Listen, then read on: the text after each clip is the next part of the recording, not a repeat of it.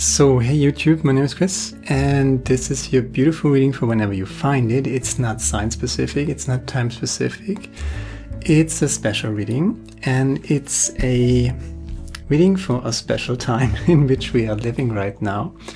Because if you look at the world is a mess. I talked about the global reading basically, and I talked about the Peace Angel card, and that's from the Blue Angel Oracle deck.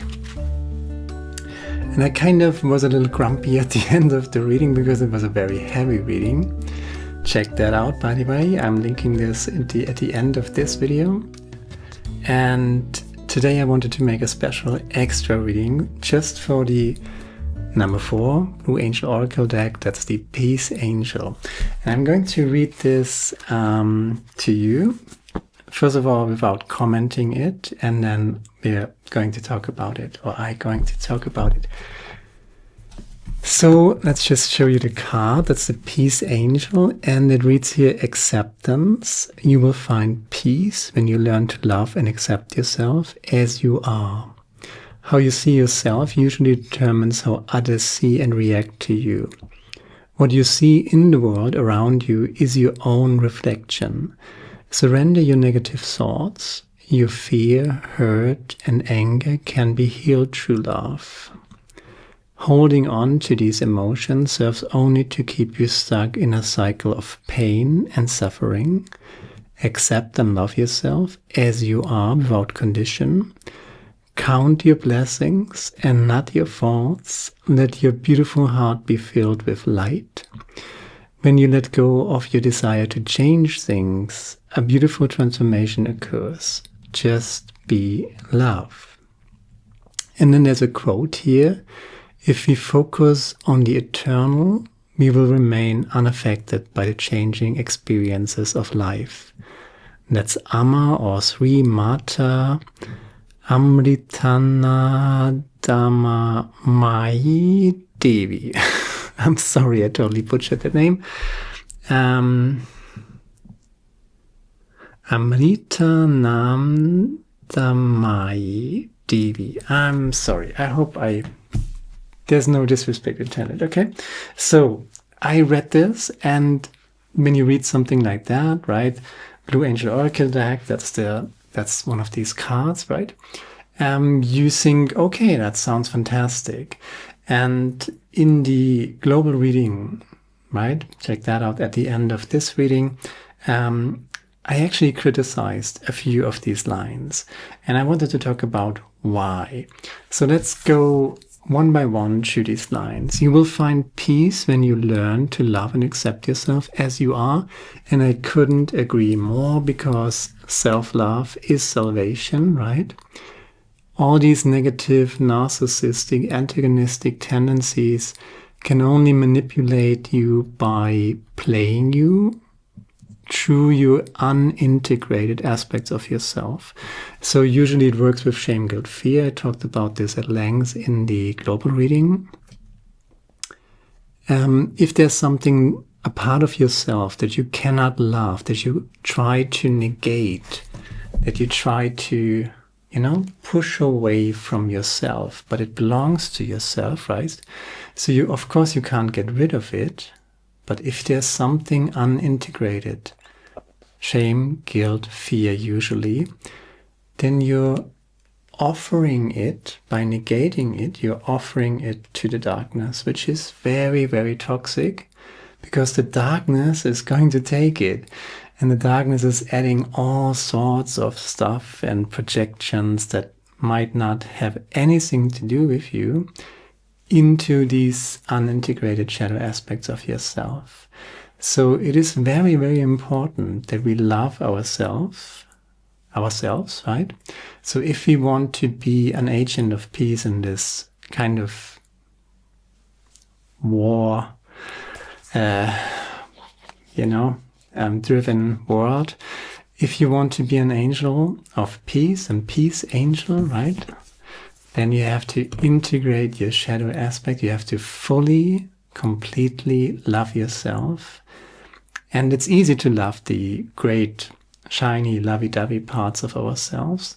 but it's not so easy to love whatever we are ashamed of, whatever shortcomings we have. But, you know, there's this saying, Tattvam asi, and that too. So you have to especially know thyself in the sense that you know your shadows, your shortcomings, your shame, guilt, fear aspects, and they are always there. We're living in duality. We're hopefully leveling up in consciousness into a Trinitarian state. This is the transformation that is happening right now. Some will fall down, and others will stay where they are, and others will ascend into higher states of consciousness. Hopefully you're resonating with this channel. Chances are you're on the way up, right? Transcendence and integration. Not primarily negation, right? Negation is always part of it, right? It's part of the developmental cycle. You know, we have to say no to things. We have to differentiate ourselves from other people. These are these people, I'm someone else, you know. That's a phase of individuation, you know, when we become ourselves. There's a lot of negation and differentiation. That's totally fine. That's part of the development, coming of age, so to speak, right? You have to be your own person. And in order to become that, you have to negate and say, no, that's not me. I don't want that. I don't want that. I'm different than that. And that's how we define ourselves. And that's wonderful. And through this process, there are fragments of ourselves that are unintegrated. And, you know, guilt, fear, shame, as I said. So you have to look at these things, know thyself, be aware of them, and then love yourself enough to transcend and integrate them back to you, even if you don't like them, right? There's always something. And that's okay. We are human beings. Wherever there's a light, there's a shadow, right?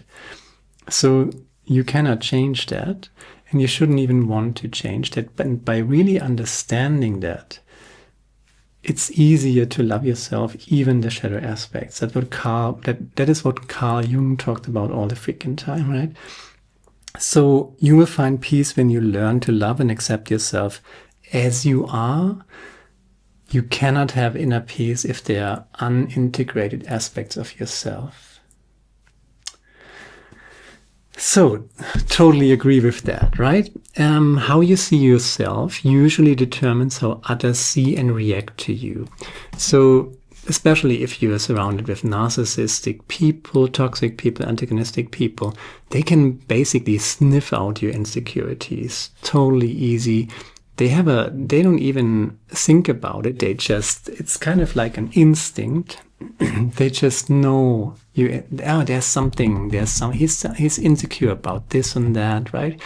I, for example, am a gay man, and I used to be super insecure about being gay and being openly gay, and I was super ashamed of myself, and oh my God, you know, I'm coming from a very conservative family background, and it was just no way to be. I mean, everybody was kind of saying, yeah, sure, it's okay, but it wasn't really okay. So it was something that was kind of okay for other people, but not for us, right? So that's where all this shame and fear of being found out came from, right? Guilt, fear, shame, usually. So I kind of disowned an aspect of myself. And it took me, there's this James Baldwin quote. It took me many years to vomit up all the filth that I had been taught about myself and half believed before I could actually walk the earth as though I had a right to be here. And I have a right to be here, and you have a right to be here. And realizing that is an act of transcendence and integration, of self-love, not negating aspects of yourself that are just belonging to yourself, right? But loving yourself, integrating these aspects. And when you integrate them, you're kind of getting them back from under the rug where you might have shoved them in the first place. But by getting them back to yourself, integrating, reintegrating them, That's how you love yourself. And then, you know, you don't need to be afraid that somebody might find this or that out about yourself. So if you encounter people and there's something that is not integrated within yourself, you're always afraid that somebody might find out about it. And there's so much that can be unintegrated, and there's a lot of trauma, of course, and just false beliefs about yourselves, right? So you have to truly make self-love a big practice. You can do this through meditation. I do breath work every day, so 5 seconds in, 10 seconds out. You can do 3 seconds in, 6 seconds out, whatever feels comfortable for you. You shouldn't get dizzy or anything, right? So releasing negativity, and if you make the out breath 2 times the in breath, then you're releasing negativity. And if you keep it in a balance, right? In breath equals out breath, then you're stabilizing yourself if you're already in a good frequency, in a good mood. So that's a self-care technique. You can do this every day. And then, of course, meditation, and really sitting with yourself and just in silence. And, you know, we're always distracting ourselves. But in meditation, we're coming back to ourselves, and we're just sitting there with wholehearted, our whole being. And, you know, narcissistic, toxic people, they usually don't meditate, and there's a reason for it, because they can't stand themselves, right? That's very, very sad. So don't be that. Be yourself a friend, get to know yourself, even and especially the shadow aspects, and love yourself wholeheartedly. And if you then encounter people, they just react to your wholeheartedness. They can kind of sense, even narcissistic people, if they sense that you're fully integrated, wholehearted being, if you fully respect yourself, fully love yourself, then there's no frequency of dissonance, right? They feel it. If something is unintegrated, they sniff it out, right? And they are attracted to that, right? Because they can exploit insecurities, they can exploit unintegrated aspects of yourself. So that's very, very important, to love yourself and to be yourself a friend, right? Make that a daily practice. So how you see yourself usually determines how others see and react to you. If you don't love yourself, then it's, you know, that's what I always say. If you love yourself down here, you cannot give or receive love on a higher level. So the level of self-love that you got, the level of love that you got for yourself, in other words, is the level of love that you can receive and give to others. That's very, very important. So again, love yourself. And then there's this one line that I didn't like, and still don't like it.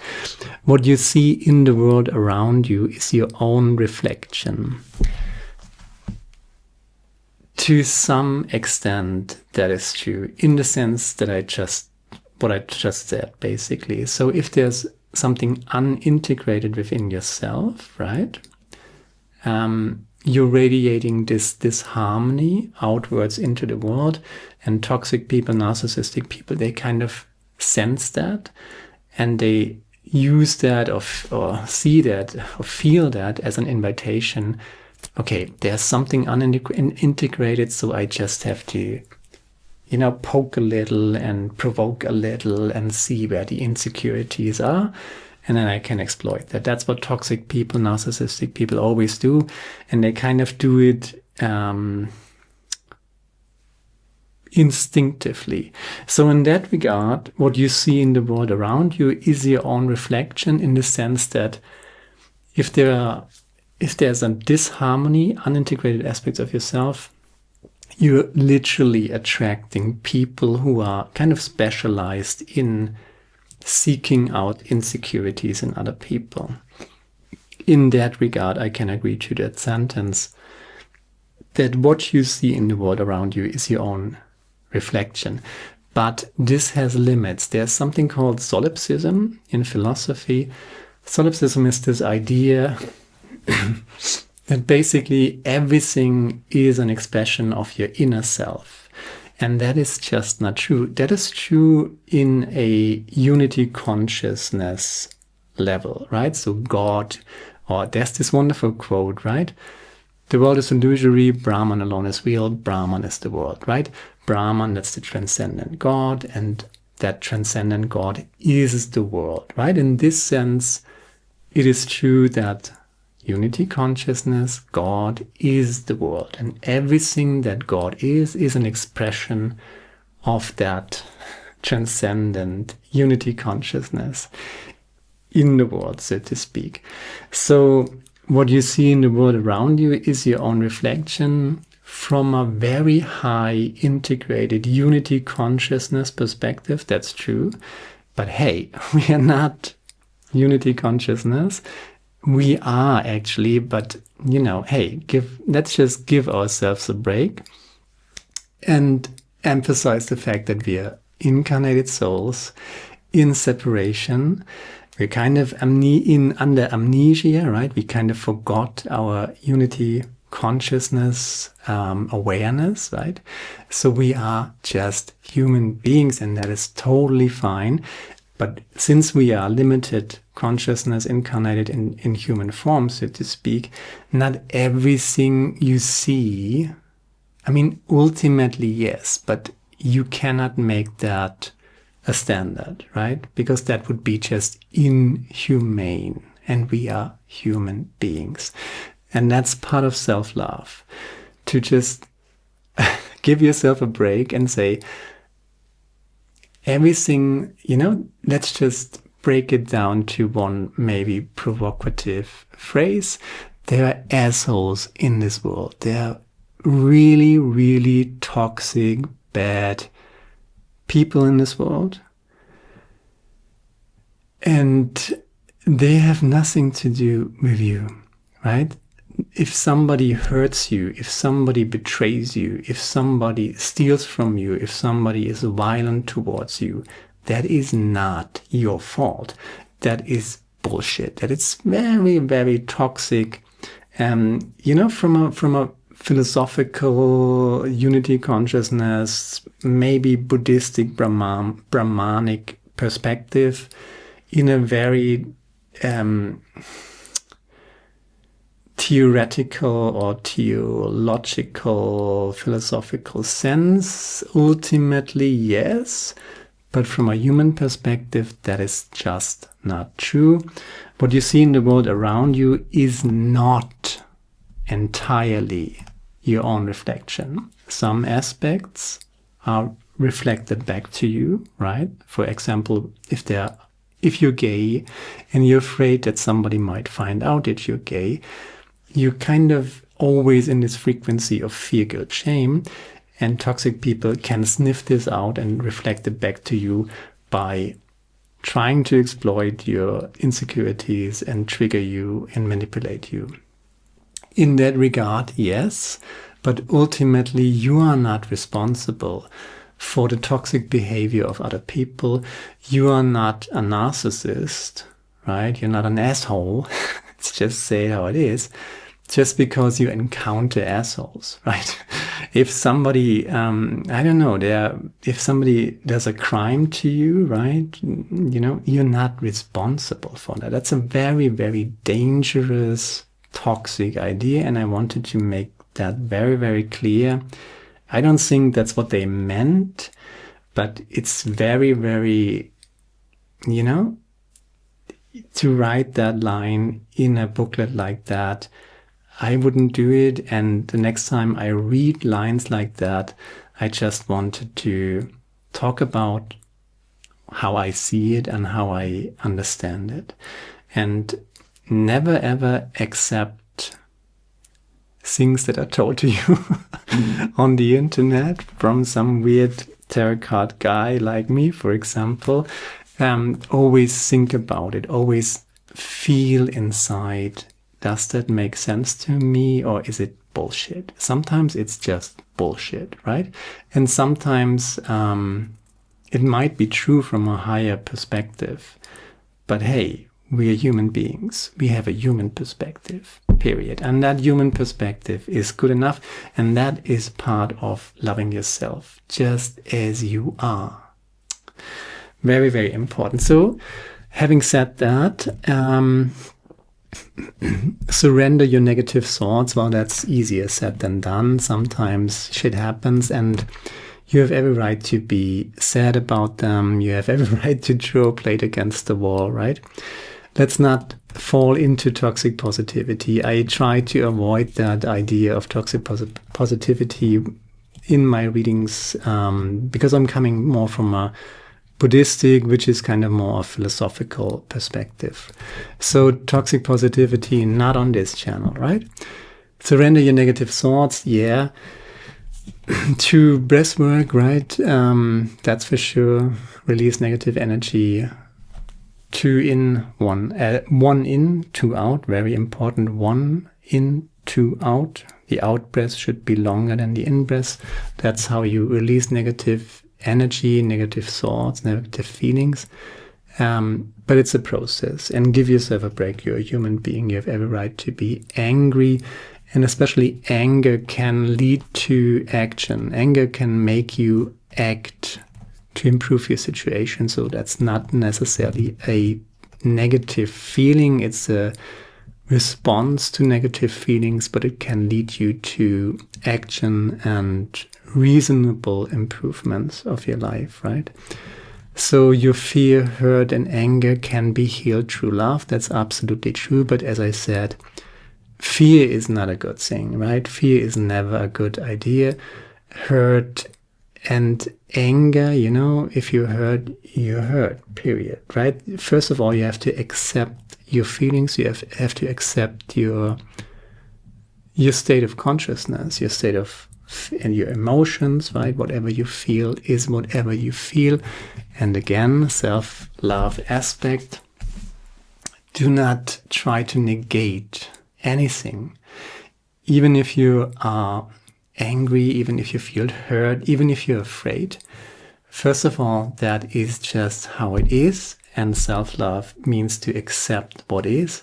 And then you're working with that through self-love, through breath work, through meditation, through just improving your situation step by step, one step at a time, right? It took me quite a while to, you know, to finish university, for example, right? So that was a long and broken hallelujah for me, right? So one step at a time and so many failures, but I just kept going and, you know, eventually, you know, but it's not that easy. You can't just say, oh, I feel afraid or I feel anger and I just release that.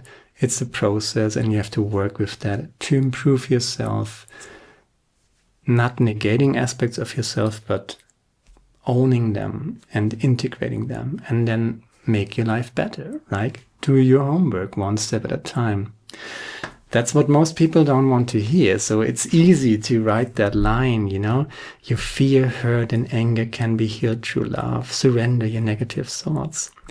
True, but overly simplified. And I just wanted to make a video about that and talk about how overly simplified it is and what you need to know to really work with this and understand that in a constructive context, you know, not that you know, if you feel ashamed because you feel afraid, then you're just adding more negative feelings to negative feelings. And, you know, you have to love yourself. You are who you are, where you are right now, and you're feeling what you're feeling. And then you're working with that. And that can take time. Releasing fear, releasing shame, releasing anger, releasing hatred sometimes even, right? That's a process. And while you're feeling what you're feeling, that's okay. Why? Because you're not some superhuman divine entity. You're a freaking human being. Give yourself a break. Give yourself more credit. Love yourself. That's also part of self-love, right? Holding on to these emotions serves only to keep you stuck in a cycle of pain and suffering. That is true. But as I said, it takes a while to get there, to let it go. Accept and love yourself as you are without condition, right? And that's true even if you feel ashamed, even if you are afraid, even if you are freaking horny, right? We're all human beings, right? Don't negate aspects of yourself. Love yourself just the way you are. Be brave enough to own even your shadow aspects, especially the shadow aspects, because you don't want to negate them, because you can't negate them. You can't cut off an arm. Well, you technically could cut off your arm, but you're not cutting off arms here, right? And same is true for aspects of our psyche, aspects of our emotional body, things like that, right? We don't primarily negate and differentiate, we transcend and integrate, and that's the healing process, right? So, and they say it like this: accept and love yourself as you are without condition, right? So that's kind of a contradiction to, releasing all this negativity, of course, but first of all, you have to accept where you are and make one step in the right direction. But you always have to start with self-acceptance and self-love, right? Count your blessings and not your faults. Let your beautiful heart be filled with light. Totally agree. When you let go of your desire to change things, right? A beautiful transformation occurs. Just be love. And love is, in my understanding of it, transcendence and integration, right? That is the functionality of love. Transcendence and integration. Interestingly enough, you need to negate and to differentiate just a little bit to become your own person, but then you transcend and integrate. And that is love, that is self-love, and that is what the Peace Angel does. Healing yourself to heal the world. To heal the world is a big, oh my God, that's a horrible thing to say, because you can't heal the world, right? But by concentrating on yourself, healing yourself, loving yourself, especially the shadow aspects, Carl Jung, that's the great work, right? That's the Peace Angel work. First, you make peace within yourself, and then you radiate that peace, that inner peace, that integrated self-loving state out into the world just by holding that frequency and radiating it into the world. That is what the Peace Angel does, and this is what this channel is all about, and that's why it's called Philautia. And by the way, I renamed the channel. It's no longer called Philautia Tarot, it's Philautia Guide now. Why? Because I don't want to make this just about the tarot. The tarot cards are just one way of, getting inspiration and talking about these things. These oracle cards as well, but I'm trying to integrate philosophical, religious ideas, spiritual concepts, maybe even a little bit of systems theory. Actually, when I talk about transcendence and integration, that's actually systems theory, right? You find it in Buddhism, you find it in so many spiritual practices or approaches or philosophies, religions even, right? So this is going to be interesting when we bring together mysticism or spirituality or even religion, although I'm a little skeptical when it comes to religion, right? But spirituality, mysticism, and, just working with the mystery, basically. That's one aspect. And then you bring in philosophy, your intellect, and then things get interesting. And this is the intersection of both, and that's the first of one of these videos. So if you liked it, share, like, subscribe, leave a comment, let me know what you think about it. Be a freaking Peace Angel, love yourself, integrate your shadow aspect, and yeah, see you next time. Now, ciao.